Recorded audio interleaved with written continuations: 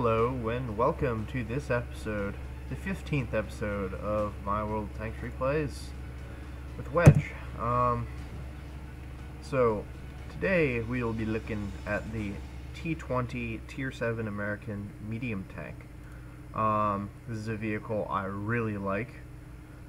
Tier 7 mediums in general are not very strong. They're one of the weaker zones in the game, as many of them carry over the guns from their predecessors. T20 and the Panther are the exceptions to that rule, and the T20 in particular gets this nice 90mm gun from the Gen 6. So here in this first game we'll be showing that in a Tier 7 game it can be used pretty well in street fighting, since it does have a fair amount of alpha birds here. Taking a shot at T1 Heavy. It's also got pretty good penetration, as we see. 160 is more than adequate for a medium tank. Especially since you'll be taking a lot of flanking shots. This should be more than adequate. It's a very fast tank, very good flanker, very similar to the E8, which it comes from. Comes to the E2, it'll be a little weird, but very much a flanker. Churchill 7 shot me in the back of the turret there, kind of pissed me off, but he just didn't seem to care. So I just ignored him, move on, like, don't troll, they'll just troll you more. So just a bit of a gameplay here on Ensk, Tier 7 game in my T20. So really, what you want to do on this map, this tank, is just weave through the ins and outs of the town, see if you can find isolated heavies like this Tiger P, and get around them, and just put shots into their back, to their sides. As you see, 245 is some pretty damn good damage at this tier. I believe the average damage being 240. Nice. Lit him up. So one Tiger P down. And then we have T-25/2 here. Put a shot into him. And from there, we move onward. Try to put another shot in there, T-25/2, missed. So when you start to see heavies gathering up like that, that means you're no longer needed there, you're no longer used there, you should really just go around like I am right now. The other side of the street, and put some flanking fire on the very distracted T-25/2 on Cromwell. So any more good damage into that T-25/2. Gun reloads at about 9 seconds, I believe, so also some pretty darn good DPM.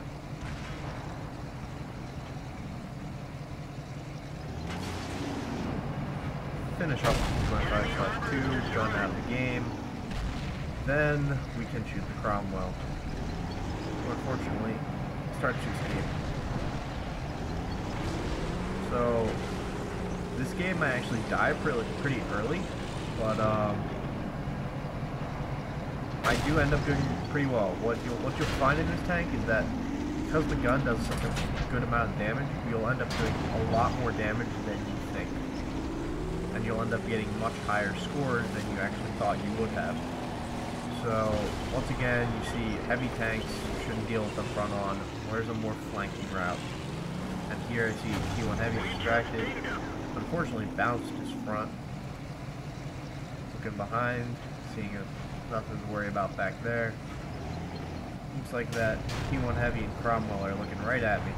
And this thing doesn't have really fantastic armor. Its turret armor is pretty good, but its hull armor is very bad, so just be aware of that.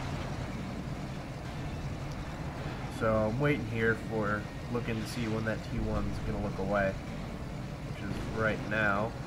But he looks back, so I stop. So really, in all flanking tanks, is just watching around corners to see who's looking where. And the Cromwell backs off, so we'll take him out. And T1 Heavy appears to be distracted, so we'll pop out and take our next shot at him. Missed though. Unfortunately, I ignored that Hetzer, and that's what ends up getting killed, but you would think that an SU-85 and E2 would be able to take out that Hetzer, or would care enough to take out the Hetzer, but apparently they don't. He's gone. Find another target. So, you go around the corner here, take out that KV-1S. Unfortunately, I believe I missed, and then the stupid Hetzer shoots me in the side of the turret. So, I can't believe that E2 didn't go in there, but whatever. That's first game of the T20. You'll see that that actually ends up being a lot better than it looked. So 3 kills. Let's go over to a second game.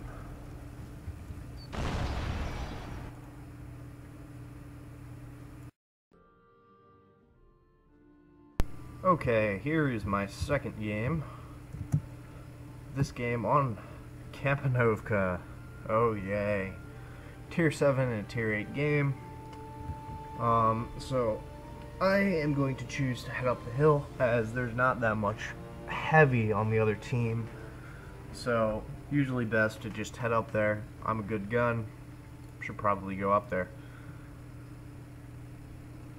In this game you're gonna see me use the mobility of this tank towards the end, where it really, this is just one hell of a fast tank. I believe its top speed is 50, maybe 60, and that's not a fancy top speed. That's a top speed you will definitely reach. A little pinned between the heavies here, pushing the super Pershing up a little bit. I know it can help. Little Leopard coming in on the inside. Not worried about him.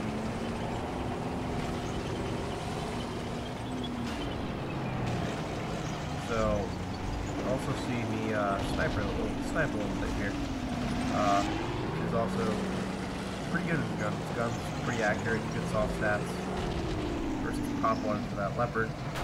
We finished him off. Kill him, get him out of the way, keep our tanks up here from being spotted and shot from the side. So,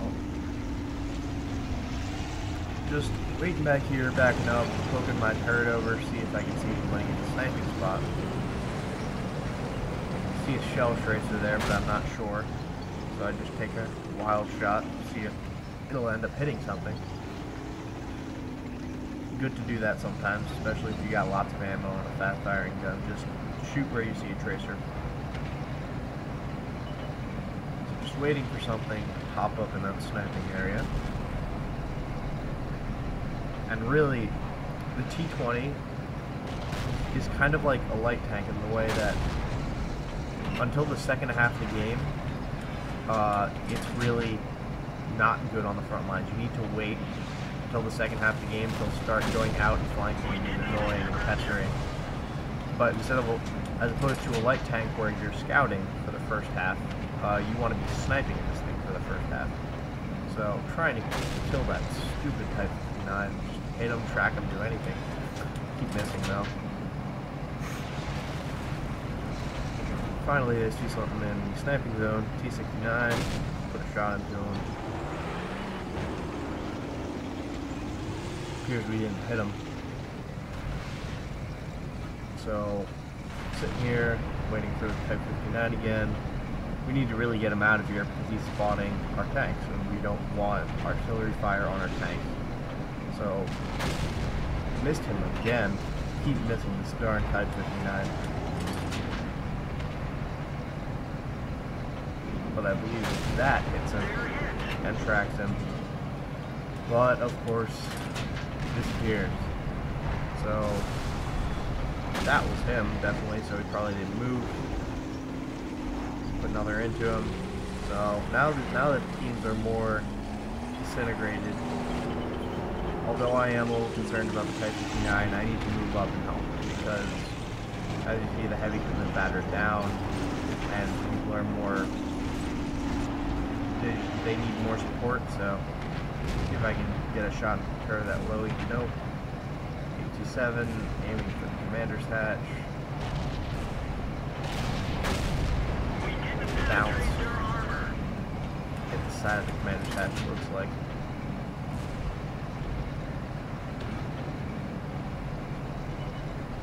Don't want to hit that T29. Wait for him to pass by. Fire, miss. Oh, Type 58. Poor Type 58 is about to get torn up. Plus hit his gun manlet. We'll go down and kill him later. 87 going up in flames, and now this is where we see the T20's mobile aspect. So don't be afraid to take shots on the move. It's not that accurate, but it's not a bad idea. Also, the great thing about this thing being so fast is also that it is a really small profile tank. It is very hard to hit. So you really need to just charge through, take shots on the move like that at close range. You see the 2801 up there, but T69, oh crap. So take a shot at him, get behind the rock. Oh crap, he's following me around. Oh crap, and luckily my team just destroys this guy before he can unload his entire magazine. And head T29. So I'll keep him distracted from my teammates. Quick shot into him myself. Let my teammates do the work. Took a shot from the 2801 there. Just let my team tear up T29 while he's still concerned about me. And now let's head out and try to go get that stupid VK2801. Still shooting at me.